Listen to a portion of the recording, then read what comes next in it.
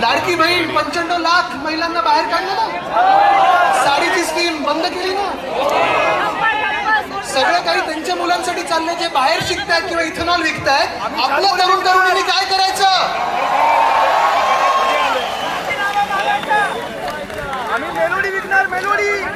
आणि म्हणून आज मी तुम्हाला सांगत आहे की आज जी चीड व्यक्त झालेली आहे, आज जे आपण जागृत झालेलो आहोत, आता शांत बसायचं नाही.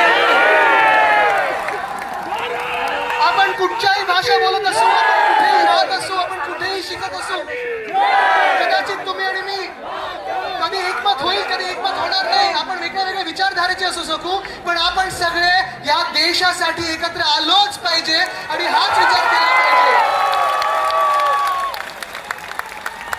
की जी देशद्रोही पक्ष आहेत, भाजपसारखे या देशाला संपवणारे पक्ष आहेत, त्यांना बाहेर काढणं गरजेचं आहे. एका बाजूला गरिबाला लुटतायत, एका बाजूला जीएसटी लादतायत, राम मंदिर लुटतायत, उज्जैन लुटतायत, पंढरपूर लुटायला निघालेले आहेत, विद्यार्थ्यांना लुटत आहेत, इथेनॉलच्या माध्यमातून लुटत आहेत, सगळं काही लूट चालू आहे. तुम्ही ही लूट थांबवणार की नाही, आज मी तुम्हाला प्रश्न विचारतो. कदाचित भाजपला वाटतं अजून इलेक्शन 3 वर्षावर आहेत. वोट चोर, आम्ही अनेक गोष्टी बोलते, वोट चोर, गद्दी चोर, चंदा चोर, गद्दी चोर, पण आज मी तुम्हाला परत एकदा सांगतो, या देशात एकच नारा लागला पाहिजे की मंत्री प्रधान, अब आपका इस्तीफा, अगला कौन? क्या करो प्रधानमंत्री. धन्यवाद. जय हिंद, जय महाराष्ट्र, वंदे मातरम, जय संविधान. भारत माता की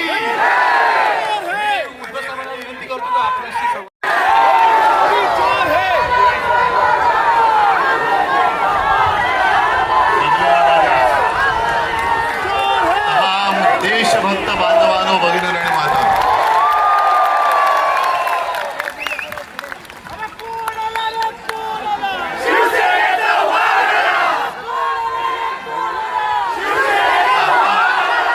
एक पोस्टर काहीतरी होतं, नाही, हे धर्मेंद्र प्रधान राजीनामा द्या. ही एकदम क्षुल्लक गोष्ट आहे. नरेंद्र मोदी राजीनामा द्या. नाही, हे पण एकदम क्षुल्लक आहे. नरेंद्र मोदी राजीनामा हा द्या. लढा आता जे सरकार आपल्याला रोजीरोटी देऊ शकत नाही, रोजगार देत नाही, शिक्षण देत नाही, उत्तर देत नाही, हे सरकार बदलण्याचा हा लढा आता सुरू झाला पाहिजे. आम्हाला धर्मेंद्र प्रधान नकोय, आता हे सरकार नकोय, आणि मी नेतृत्व करायला आलेलो नाही, तुम्ही सर्वांनी आता नेते व्हा सांगण्यासाठी आलेलो आहे. फक्त मला एक तुमच्याकडनं वचन पाहिजे. ही आज दिसते ती जाग आहे, आज दिसणारी आग आहे, हे सरकार बदलेपर्यंत टिकणार की नाही टिकणार? ही आग टिकली पाहिजे, सरकार टिकतं कामा नये. या आगीमध्ये सरकार जाळून भस्म झालं पाहिजे, तर या उठाला अर्थ आहे. आणि हा लढा एकट्या सोनम वांगचुक यांचा नाहीये. हे सरकार केवळ चंदा चोरी, वोट चोरी, अरे तुमचं भविष्य चोरलंय त्यांनी, तुमचं भवितव्य, या देशाचं भवितव्य चोरलंय. काय दिलंय का या सरकारने तुम्हाला? आज मी येताना बातम्या बघत होतो, दिल्लीमध्ये जंतर मंतरच्या इकडे युद्धाची तयारी जणू काही सुरू झालेली आहे. सैन्य आणतायत, फौजा आणतील, कदाचित अणुबॉम्ब सुद्धा आणतील. पण या सरकारला माहिती नाहीये, ह्या देशामधला हा जो तरुणाईचा अणुबॉम्ब आहे तुमच्या बुडाखाली आधीच लागलेला आहे. आणि हे आता तुमची जी काय युद्धाची तयारी आहे, ही तयारी जर का नीट परीक्षेच्या वेळेला नीट केली असती तर तुमच्या बुडाला सुरुंग लागला नसता, लागला असता. बरं, मी काय म्हणतो की एकदा होऊन जाऊ दे. सोनम वांगचुक यांनी देशाला काय दिलंय आणि या दळबद्री सरकारने काय दिलेलं आहे. जे आपले सैनिक हे तुमच्यासारखे, तुम्ही तरुणाई, या देशाचं भविष्य तुम्ही आहात. आणि देशाचे रक्षण करते तुमच्यासारखेच तरुण जवान सरहद्दीवरती आहेत.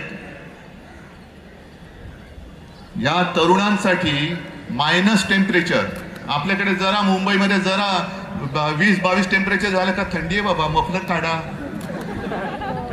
तिकडे तर बर्फामध्ये सैनिक उभे राहतात आपल्यासाठी. ते तिकडे आहेत म्हणून आपण इकडे आहोत. या सैनिकांसाठी ज्यांनी सोलार टेंट बनवले, की या सैनिकांनी देशासाठी मरण्यासाठी, म्हणजे मेलो तरी 72 पण माझी भारत माता जगली पाहिजे, त्या देशाच्या सैनिकांसाठी ज्यांनी सोलर कॅम्प बनवून दिले, टेंट बनवून दिले, तो यांच्यासाठी देशद्रोही ठरतो. हा देशद्रोही. तिथलं पाण्याची टंचाई लक्षात घेऊन ज्यांनी आईस फाउंटन तयार केले, असा हा पर्यावरणवादी, असा हा शास्त्रज्ञ,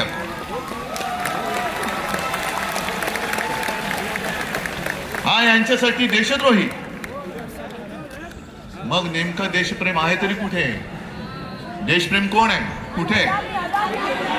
हे यांचं देशप्रेम नाही, अदानीचे सगळे प्रेमी, यांचे सगळे उद्योगपतींचे प्रेमी आहेत. पण काल काही गोष्टी तुम्हाला कळल्या पाहिजे. काल मी नागपूरला गेलो होतो मंदिर लुटीच्या विरुद्ध सगळ्यांना जागा करायला. आणि नागपूरमध्ये गेल्यानंतर साहजिकच आहे, कोणाचं केंद्र आहे तिकडे? रासव संघ. आणि बघा गंमत कशी आहे की या संघाने या कालच्या मे महिन्यामध्ये एक स्टेटमेंट दिले त्यांच्या त्या होसबळेने, की पाकिस्तान बरोबर चर्चा केली पाहिजे. पाकिस्तान बरोबर, जो पाकिस्तान आपल्या देशात आतंकवादी घुसवतोय, बॉम्बस्फोट करतोय, सगळं काही करतोय, अतिरेकी हल्ले करतोय, त्याच्याबरोबर चर्चेचे दरवाजे खुले ठेवले पाहिजे. आणि मोहन भागवतने विचारले तर मोहन भागवत म्हणतात की होय बरोबर आहे, हम हिटलर जैसे नहीं है. भागवत साहेब, हे हम हिटलर जैसे नाही आहे तुमच्या मोदींना सांगा. आणि पाकिस्तान बरोबर चर्चेची तयारी आहे, मग वांगचूक बरोबर का नाही करत?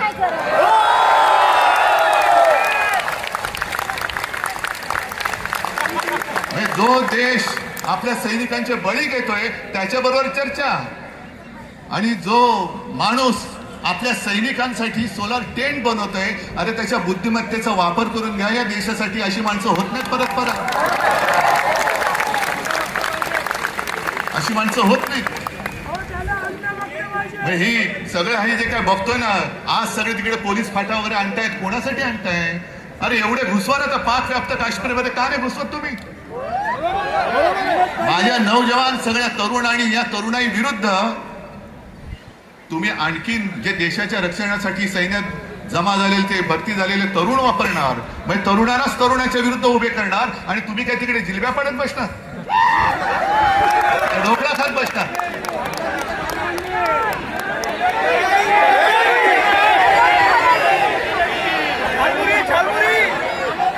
आता काही जण मला विचारतात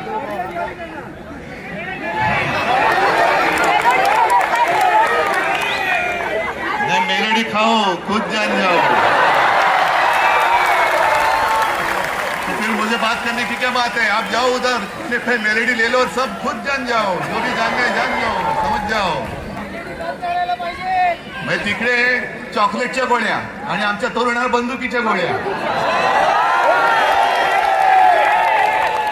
हे सरकार, म्हणून मी म्हटलं ना, आहोत ना आम्ही हिंदुत्ववादी आहोतच, पण कट्टर देशाभिमानी हिंदू आहोत. धर्माच्या आधारावरती केवळ शेंडी जानवाचं हिंदुत्ववादी आम्ही हिंदू नाही आहोत, आम्ही देशभक्त हिंदू आहोत. आणि म्हणून मी काल मोहन भागवतने जे विचारलं की आज जे काही देशात चालू आहे हेच तुमच्या कल्पनेतल्या हिंदू राष्ट्रामध्ये बसतंय का? हे तुमचं हिंदू राष्ट्र आहे? हे हिंदू राष्ट्र आम्हाला अपेक्षित नाही. आमच्या हिंदू राष्ट्रामध्ये देशभक्ती ही महत्वाची आहे. मग तो कोणत्याही जातीपाती धर्माचा असू दे, जो या देशावरती प्रेम करतो तो आमचा आहे.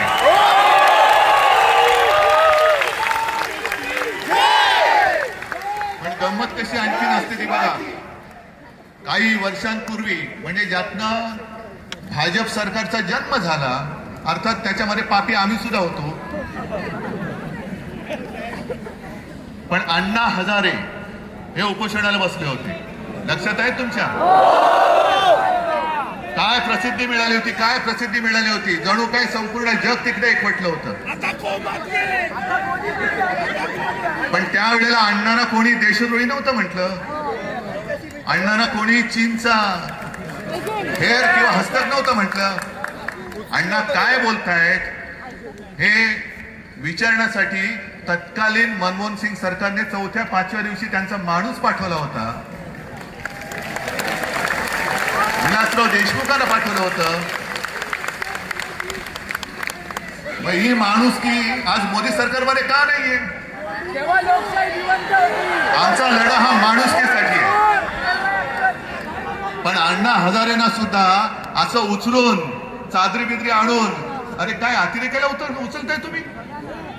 आणि चादरी कशासाठी पाहिजे? मोदी सरकारला सांगतो की तुम्ही चादरीने वांगचुकना जरी झाकला असेल तरी तुम्ही सत्य झाकू शकत नाहीत. आणि तुमच्या पापावर तर पांघरून अजिबात घालू शकत नाही. तुमचा पाप उघड झालेला आहे. किती झाका, तुमचा पापाचा कोंबडा हरवणारच आहे. पण अण्णांच्या वेळेला जसं मनमोहन सिंग सरकारने लगेच 4-5व्या दिवशी दूध पाठवला होता, का नाही पाठवला मोदी सरकारने? काय धर्मेंद्र प्रधानला एवढं काय सोनं लागलेलं आहे? काय तरुण मुलांची आणि मुलींची काय मागणी आहे? एक तर शिक्षणाचा, स्वतःच्या शिक्षणाचा पत्ता नाही, त्याच्यामुळे शिक्षणासाठी किती मेहनत करावी लागते. अभ्यास म्हणजे काय असतं हेच जर माहिती नाही तर अभ्यास करून परीक्षेला जाताना पेपर फुटल्यानंतर काय होतं ह्या यातना होणार कशा? ना आता डिग्री खरी का खोटी हा सुद्धा प्रश्न आहे.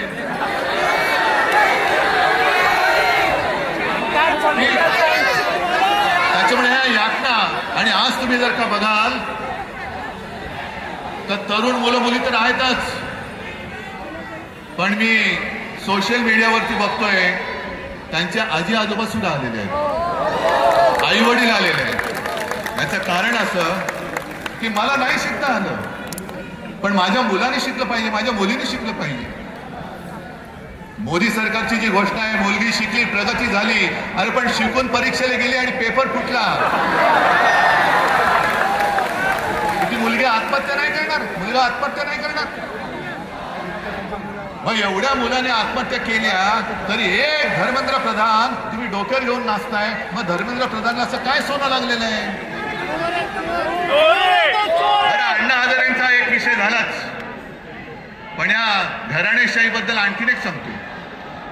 आज सोनम वांगचूक उपोषणाला बसलेत तिकडे, पण सोनम वांगचूक यांचे वडील सुद्धा, त्यांनी सुद्धा उपोषण केलं होतं. माहितीये तुम्हाला किती? कोण गेलं होतं त्यांच्याकडे बोलायला? म्हणजे भाजपच्या लेखी हुकुमशाह असलेल्या इंदिरा गांधी सोनम वांगचूक यांच्या वडिलांना भेटायला लडाखला गेल्या होत्या, तरी हे तिकडे दिल्लीत राहून दिल्लीतल्या दिल्लीत भेटायला न जाणारे मोदी आणि शहा हे लोकशाही आणि इंदिरा गांधी हुकुमशाह.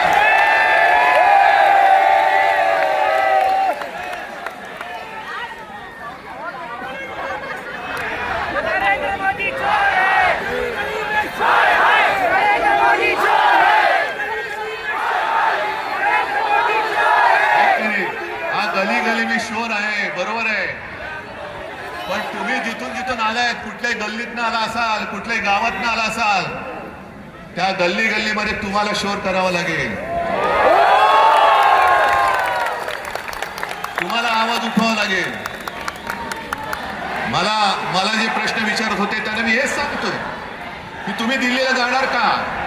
हो, वेळ येईल तेव्हा मी नक्की जाईन, पण मी एकटा गेलो असतो तर फरक नसता पडला. आज हे सगळे एवढे जण इकडे जमलेत, आता महाराष्ट्र आज तिकडे उभा आहे. आणि हे आंदोलन आता फक्त जंतर मंतर पुरतं मर्यादित ठेवायचं नाही. देशातल्या प्रत्येक कानाकोपऱ्यामध्ये काय तुमची गोष्ट आणखीन काय बोलणार? गली गली में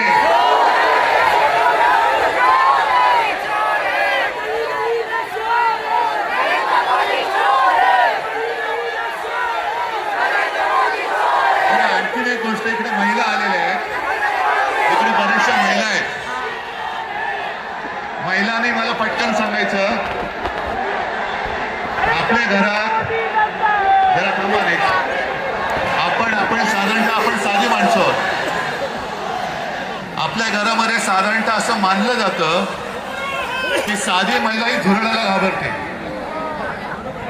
ना. अरे इकडे आमचा पंतप्रधान घाबरतो,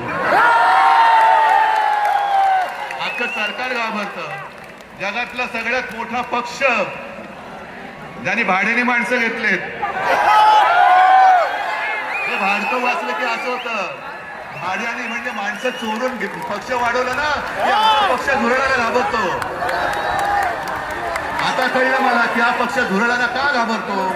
हे सत्ताधारी झुरळाला का घाबरतात, कारण यांच्याकडे स्वतःची माणसं नाहीये, सगळी भाडकाऊ आहे, चोरून आणलेली सरकार आहे.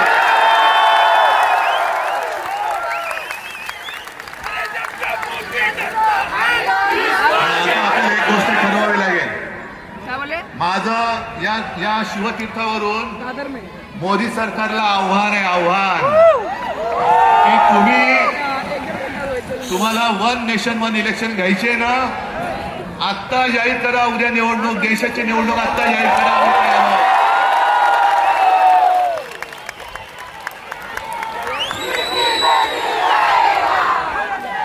नेशन म्हणजे काय असतं, राष्ट्र म्हणजे काय असतं, या राष्ट्राची ताकद या माजलेल्या सत्ताधाऱ्यांना दाखवून देण्याची आता वेळ आली आणि संधी आलेली आहे. काय असतं नेशन म्हणजे काय असतं, राष्ट्र म्हणजे काय असतं. तुम्ही या माझ्या तरुणांना जे उद्या देशाचं भविष्य आहे त्यांना कॉक्रोच म्हणता,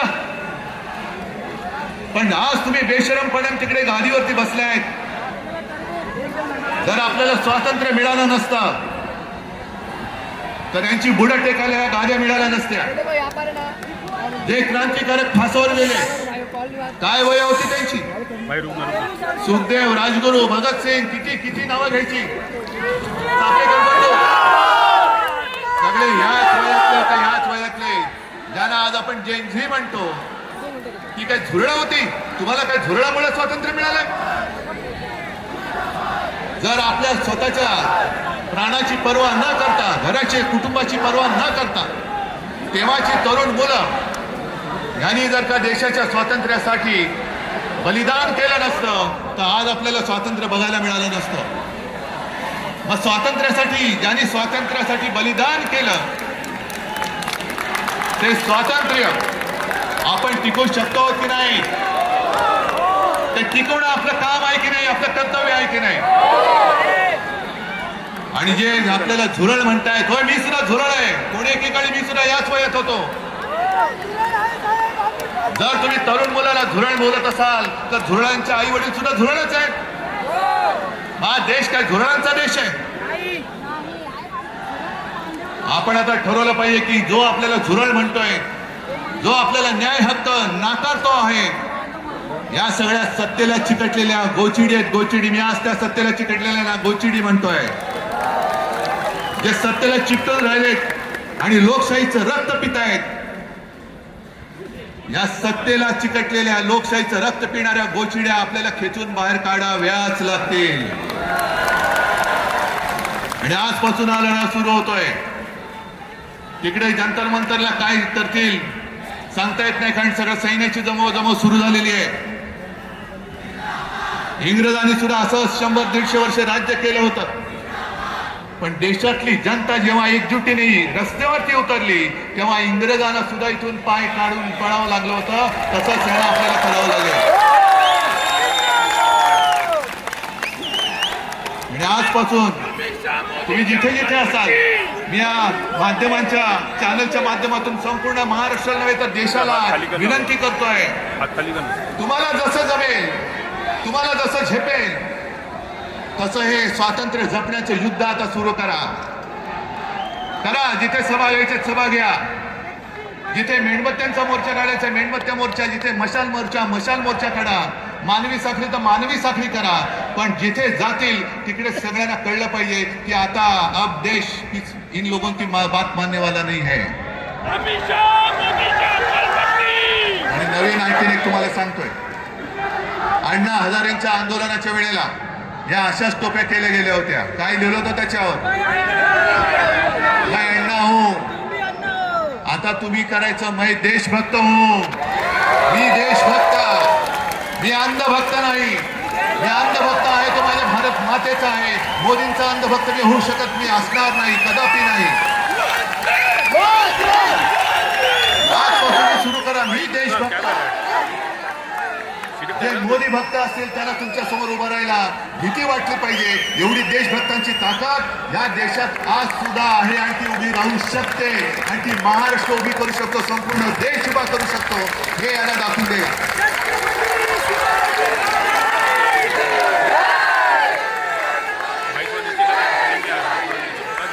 आज तुम्ही एवढ्या मोठ्या संख्येने आलेला आहात. मी म्हणतो ही ठिणगी आहे, पण एक ठिणगी वणवा पेटवायला पुरेशी असते. ती ठिणगी आज पडलेली आहे आणि देशाच्या लुटारूंना सत्ता भ्रष्ट केल्याशिवाय आता आम्ही स्वस्थ बसणार नाही. ही शपथ घेऊन आपण ह्या आंदोलनाला सुरुवात करूया. जय हिंद, जय महाराष्ट्र.